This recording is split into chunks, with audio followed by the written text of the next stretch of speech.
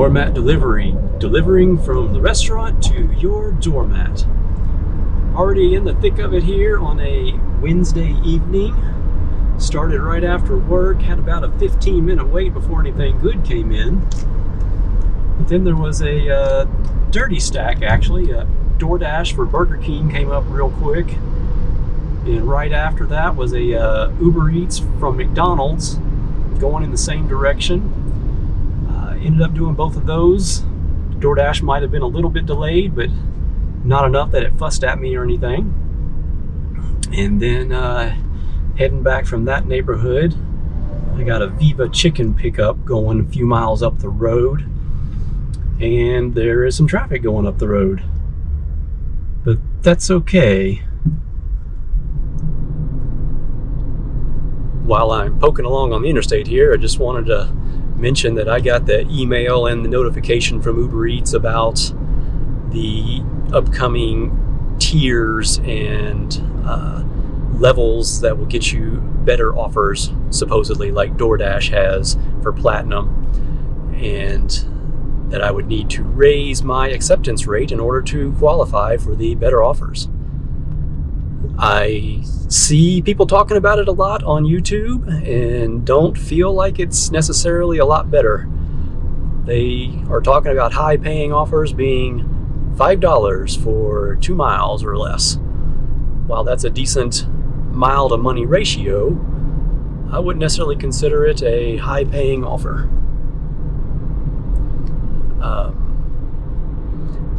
I don't know, I guess I just feel like there's way too many variables out there for Uber or DoorDash to guarantee that you can get better offers. I mean, acceptance rate just kind of seems like a danger zone to me. You'd have to accept bad offers all the time just to keep the acceptance rate up. They're not just going to never give you bad offers again just because you have Platinum. That just is not feasible for the variables being when somebody's placing an order, what restaurant is the pickup, where the delivery is, the number of drivers in the area that aren't already on another order. I mean, at any given moment, a driver is going to be already doing an order, and so when a good offer comes in, even if he's got the highest acceptance rate or highest Platinum, whatever, he can't just stop the order he's on to accept that one. He has to finish that one first. So therefore, someone with a little bit less acceptance rate or a little less status is going to get that order. I don't know. It's just feel like it's a ploy to get them to get us to accept bad offers.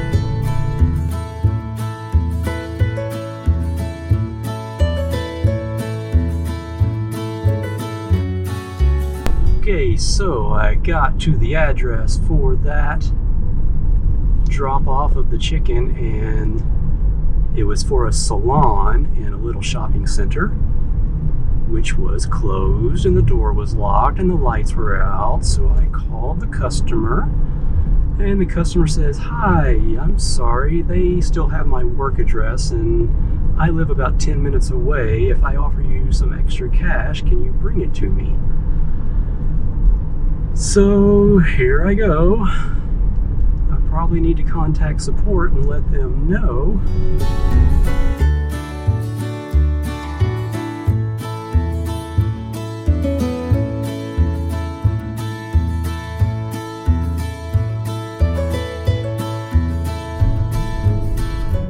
Okay, got that dropped off.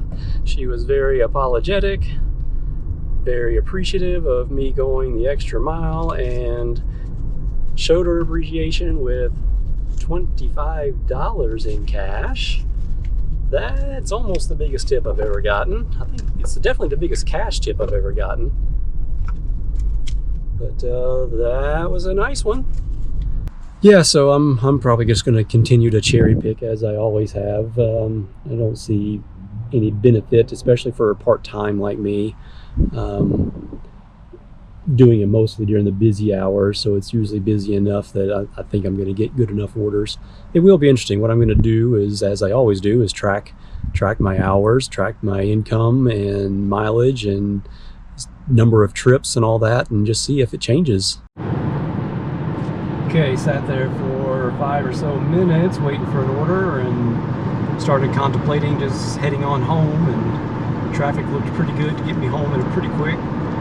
But then a DoorDash for a crumble cookie came up that was going in the direction of home, so I thought, why not?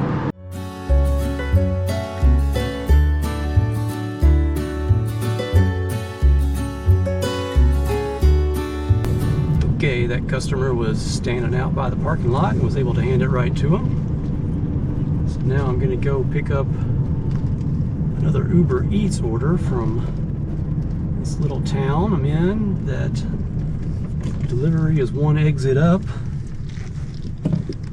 and one exit closer to home. It's much easier to park in a back parking lot, actual post office parking lot, than it is to try to find a parallel spot right in front of this restaurant. There's always a pretty good amount of traffic in this little area too. We've got the sidewalk closed over there for some construction, so just walking through the dirt. Yeah, so I remember how to get there. We just walked.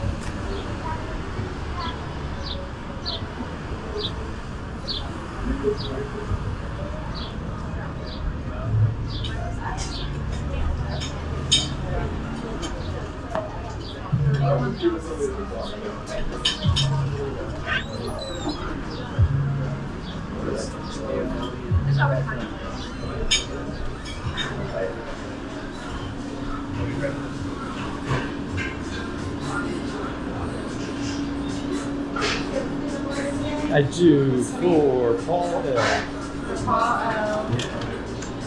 Excellent, thank you. Oh, okay.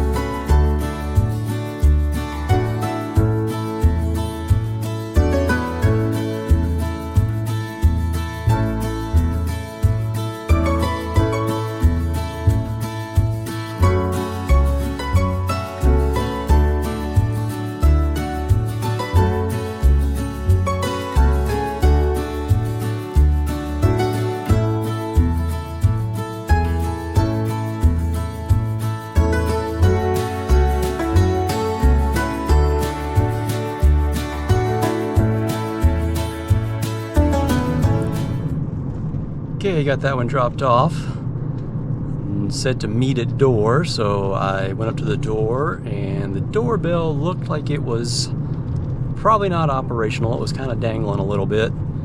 I hit it a couple of times and could not hear anything ringing from the inside, so I did the "I've arrived" text. No response after a minute or so.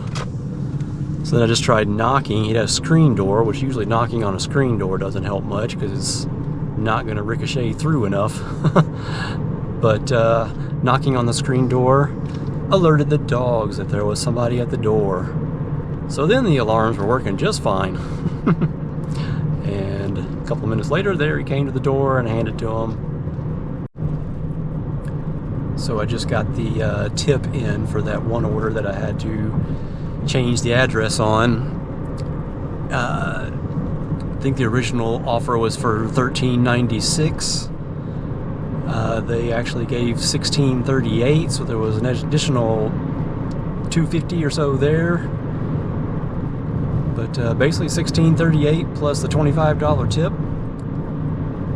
A little over $40 for what probably was about 10 miles. Oh, actually it's telling me the distance was 12 miles, so it must have tracked me going to the house. So yeah, $41 for 12 miles. I'll take that. All right, I'll post up the totals once I get it all done. DoorMattDelivery over and out. GoPro, stop recording.